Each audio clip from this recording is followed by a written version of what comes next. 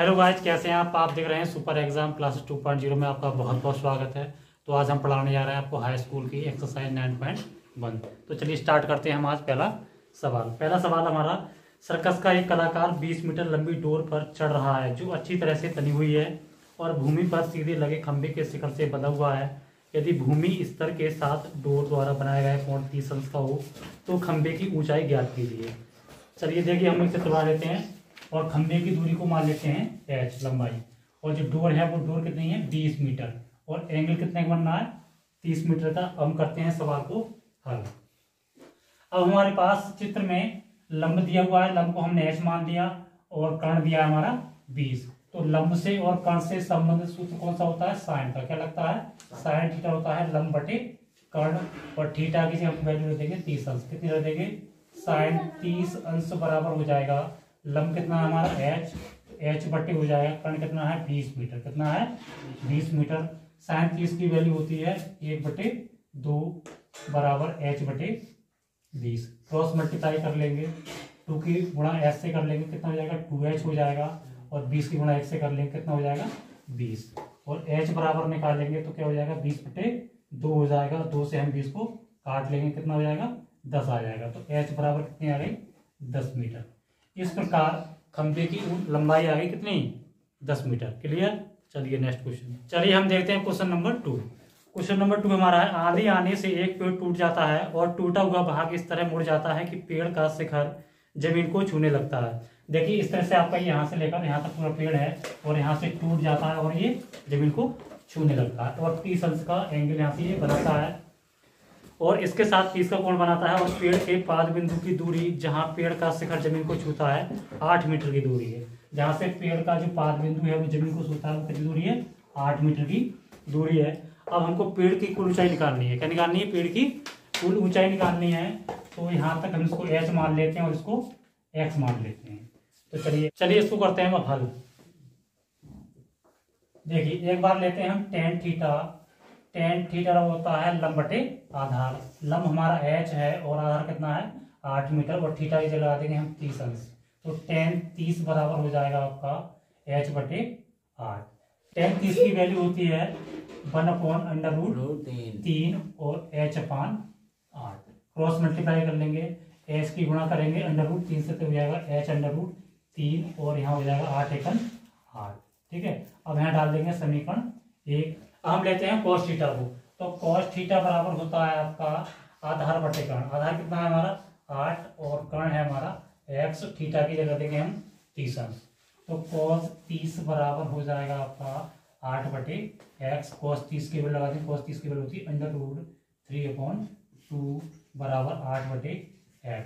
ठीक है, इनकी भी क्रॉस मल्टीप्लाई कर लेते हैं। x की मल्टीप्लाई करेंगे हम √3 से तो ये हो जाएगा x/√3 और 8 दूनी कितने हो जाएंगे 16। ठीक है, इसको डाल लेते हैं हम समीकरण 2। अब यहाँ से हम निकालते हैं h की वैल्यू। तो h बराबर हो जाएगा यहाँ से 8 बटे √3 और यहाँ से निकालते हैं x की वैल्यू। तो x की वैल्यू हो जाएगी 16 बटे √3। अब हमारे पास पेड़ की कुल ऊंचाई कितनी है, तो पेड़ की कुल ऊंचाई है हमारी, पेड़ की कुल ऊंचाई निकालेंगे यहाँ से। तो पेड़ की कुल ऊंचाई है हमारी h + x। ठीक है, यहाँ तक h है हमारा पेड़ और जो टूट के जमीन से लगा हुआ है वो कितना है x। कुल ऊंचाई कितनी हो जाएगी h + x।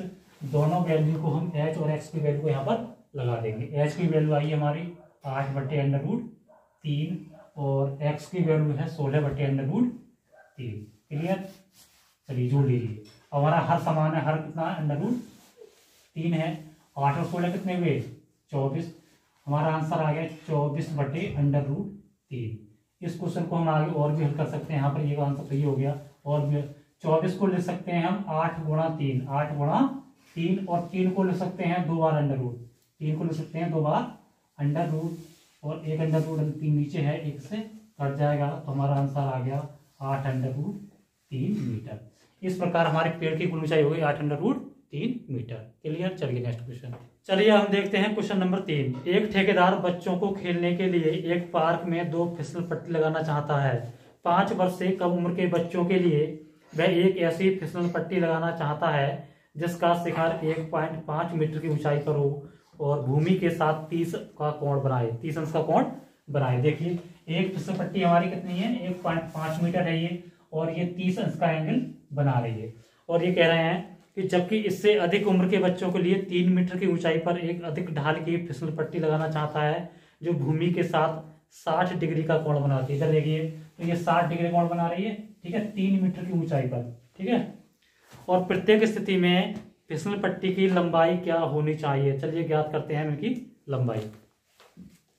देखिए अब इसको मान लेते हैं हम H1, क्या मान लेते हैं H1, और इसको मान लेते हैं H2, ठीक है। आधार से हमारा यहाँ पर कोई मतलब नहीं है।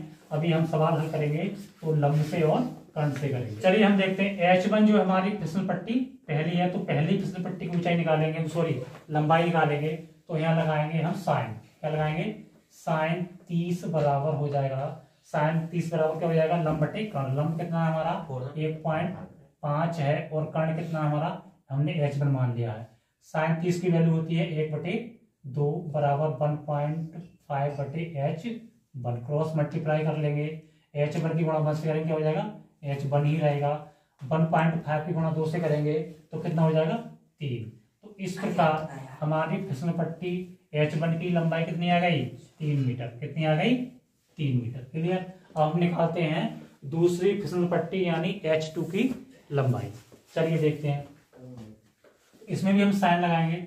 इसका एंगल बनना है आपका 60 का, कितना बनना है, 60 का बनना है, तो साइन 60 बराबर क्या हो जाएगा, लंब बटे कर्ण। लंब कितना है हमारा इसमें 3 मीटर, लंब कितना है देखो, लंब हमारा इसमें कितना है 3 मीटर, और कर्ण कितना है हमारा H2, तो कर्ण कितना हो गया हमारा H2, ठीक है। साइन 60 की वैल्यू होती है √3/2, ठीक है, 3/H2, क्रॉस मल्टीप्लाई कर लेंगे, ठीक है।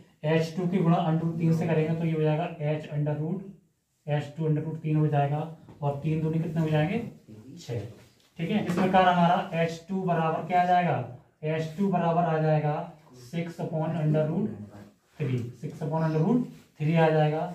अब हमें 3 को यहाँ से खत्म करना है यानी हटाना है, तो 6 को लिख सकते हैं 2 गुणा 3 लिख सकते हैं, और 3 को लिख सकते हैं 2 बार √, क्या लिखेंगे 2 बार √3 से √3 को हम कैंसिल कर देंगे, ये आ जाएगा 2√3, क्या आ जाएगा 2√3।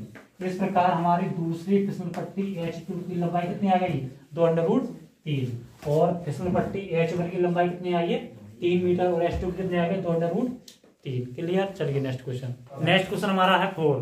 भूमि के एक बिंदु से जो मीनार के पाद बिंदु से 30 मीटर की दूरी पर है, मीनार के शिखर का उन्नयन कोण कितना है, 30 है। देख लीजिए यहाँ पर 30 का बनना है, हमें मीनार की ऊंचाई क्या H करनी है, ठीक है। तो हमारा क्या मिल गया, हमें लंब मिल गया, और क्या मिल गया, आधार मिल गया, ठीक है। तो लंब और आधार से संबंध कौन सा सूत्र होता है, tan थीटा बराबर लंब बटे क्या होता है आधार। थीटा की वैल्यू कितनी है हमारे पास 30 अंश, तो लगाएंगे हम tan 30 बराबर H/30, ठीक है। tan 30 की वैल्यू कितनी होती है, tan 30 की वैल्यू होती है 1/√3, कितनी होती है 1/√3 बराबर H/30, क्रॉस मल्टीप्लाई कर लेंगे, ठीक है। H की मल्टीप्लाई करेंगे √3 से, क्या हो जाएगा H/3 हो जाएगा, और 30 की मल्टीप्लाई करेंगे किससे 1 से, 30 एकम 30 हो जाएगा। इस प्रकार H बराबर हो जाएगा आपका 30/√3। अब हमारे पास हर में क्या है √3 है, इसको हमें यहाँ से हटाना है, तो 30 को लिख सकते हैं हम 10 गुणा 3, कितना लिख सकते हैं 10 गुणा 3 लिख सकते हैं, और अपॉन में क्या है √3, और इस 3 को लिख सकते हैं हम क्या बार 2 बार √3, क्या बार लिख सकते हैं 2 बार, √3 से √3 कैंसिल हो जाएगा, यहाँ बचेगा आपका 10√3 मीटर। तो इस प्रकार मीनार की ऊंचाई कितनी आ गई हमारी 10√3 मीटर, कितनी आ गई 10√3 मीटर। क्लियर। चलिए नेक्स्ट क्वेश्चन, चलिए हम देखते हैं क्वेश्चन नंबर 5। क्वेश्चन नंबर 5 है हमारा, भूमि से 60 मीटर की ऊंचाई पर एक पतंग उड़ रही है। पतंग में लगी डोरी को अस्थायी रूप से भूमि के एक बिंदु से बांध दिया गया है। भूमि के साथ डोरी का झुकाव 60 डिग्री है। ये मानकर कि डोरी में कोई ढील नहीं है, डोरी की लंबाई ज्ञात करनी है। देखिए भूमि पर यहाँ पर कोई खड़ा है, और 60 मीटर की ऊंचाई पर बिल्कुल स्ट्रेट में 60 मीटर की ऊंचाई पर कोई पतंग उड़ रही है, और इसमें कोई ढील नहीं है, डोरी में कोई भी ढील नहीं है तो इसको हम मान लेते हैं एच। इसकी लंबाई कितनी मान लेते हैं, एच मान लेते हैं, जो भूमि के साथ 60 डिग्री का एंगल बनाती है। अब चलिए करते हैं हम सवाल को हल। चलिए तो हमारे पास क्या है, लंब है और क्या है, कर्ण है। और लंब कर्ण से संबंधित सूत्र क्या होता है, साइन का। क्या होता है, साइन का होता है। तो साइन थीटा बराबर लगाएंगे लंब बटे कर्ण। क्या लगाएंगे, लंब बटे कर्ण। थीटा की वैल्यू कितनी है हमारे पास 60, तो साइन 60 बराबर हो जाएगा, लंब कितना है हमारे पास 60 और कर्ण हमें निकालना है, कर्ण कितना मान लिया हमने एच। साइन 60 की वैल्यू होती है अंडर रूट 3/2, अंडर रूट 3/2 और बराबर में आपका दिया है 60/h। ठीक है, क्रॉस मल्टीप्लाई कर लेंगे वही पहले की तरह। ठीक है, अब h की मल्टीप्लाई करते हैं अंडर रूट 3 से, तो कितना हो जाएगा h अंडर रूट 3, कितना हो जाएगा h अंडर रूट 3 हो जाएगा। और 60 की मल्टीप्लाई करते हैं किसके साथ में, 2 के साथ में, तो 60 दूनी कितने होते हैं 120। इस प्रकार h बराबर हो जाएगा 120 बटे अंडर रूट 3। कितना हो जाएगा 120 बटे अंडर रूट 3 हो जाएगा। 120 को हम लिख सकते हैं 40 गुणा 3। कितना लिख सकते हैं, 120 को लिख सकते हैं हम 40 गुणा 3। 40 गुणा 3 अपॉन में क्या है अंडर रूट 3 है। और ऊपर वाले 3 को लिख सकते हैं हम 2 बार अंडर रूट 3। अंडर रूट 3, एक अंडर रूट 3 से एक अंडर रूट 3 कैंसिल हो जाएगा और हमारा बचेगा 40 अंडर रूट 3 मीटर। तो इस प्रकार हमारा कर्ण कितना आ गया 40 under root 3 metre. Question number 5 की जो पतंग की डोरी है ढील वाली, तो इसकी दूरी कितनी आ गई 40 under root 3 metre. Question number 6, question number 6 है हमारा 1.5 मीटर लंबा लड़का 30 मीटर ऊंचे भवन से कुछ दूरी पर खड़ा है। जब वह ऊंचे भवन की ओर जाता है तब उसकी आंख से भवन के शिखर का उन्नयन कोण 30 डिग्री से 60 डिग्री हो जाता है। बताइए कि वह भवन की ओर कितनी दूरी चलकर गया है। चलिए देखते हैं। देखिए ये 60 मीटर ऊंचा क्या है, एक भवन है आपका, और यहाँ से कुछ दूरी पर एक लड़का खड़ा हुआ है। लड़के की लंबाई है 1.5 मीटर। ठीक है, यहाँ पर एंगल कितना बनता है, इसका उन्नयन कोण कितना बनता है 30 डिग्री का। जब वह x मीटर दूरी आगे चलकर जाता है तो ये एंगल कितना हो जाता है हमारा 60 डिग्री का। कितना हो जाता है 60 दूरी का। बस यहाँ जानने वाली एक चीज है, इसको ध्यान से करना है आपको। पूरा भवन हमारा कितना है 30 मीटर ऊंचा और यहाँ लड़का कितना है 1.5 मीटर लंबा। ठीक है, इस दूरी को हम यहाँ से इसकी लंबाई को घटा लेंगे तो भवन की कुल ऊंचाई कितनी आएगी 28.5 मीटर। चलिए हम करते हैं सवाल को हल। देखिए तो हमारे पास क्या है, लंब है और क्या है कर्ण, आधार है हमारे पास। तो tan 30 बराबर, अरे यार पूरा ले लेना, छुपा से बढ़ यार, कोई बात नहीं। चलिए हम करते हैं सवाल को हल। तो यहाँ पर क्या लेंगे, हमारे पास क्या है लंब है और आधार है, तो लेंगे tan थीटा बराबर, tan थीटा का होता है लंब बटे क्या आधार, लंब बटे क्या होता है आधार होता है। लंब कितना है हमारा 28.5। ठीक है, और आधार कितना है हमारा, आधार लेंगे हम कितना x लेंगे और y लेंगे। जब एंगल हम 30 लेंगे तो यहाँ पर दोनों दूरी को लेंगे। ठीक है, x भी लेंगे और y को भी लेंगे, तो क्या हो जाएगा x प्लस y हो जाएगा। और थीटा की वैल्यू यहाँ पर कितनी है हमारे पास 30 अंश, कितनी है 30 अंश है। tan 30 बराबर हो जाएगा 28.5 बटे x प्लस y। ठीक है, tan 30 की वैल्यू लगा दीजिए तो हो जाएगा 1/√3 हो जाएगा इजिकल टू 28.5 बटे क्या हो जाएगा x प्लस y हो जाएगा।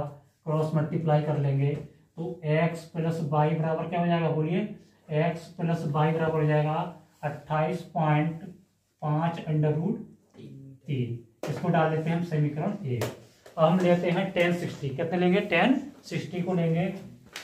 तो tan 60 बराबर क्या लेंगे हम, tan 60 बराबर लेंगे 28.5 बटे केवल y लेंगे। ठीक है, 28.5 बटे y को लेंगे और tan 60 की वैल्यू होती है √3।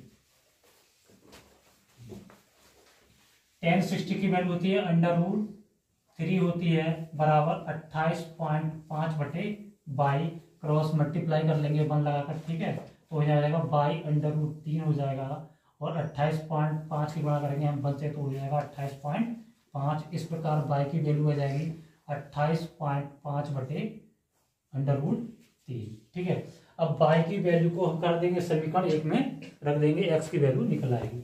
तो चलिए y की वैल्यू को हम समीकरण 1 में रखते हैं, x प्लस वाई, और y की वैल्यू कितनी है हमारी 28.5, कितनी है 28.5 बटे अंडर रूट 3 बराबर में है 28.5 अंडर रूट 3।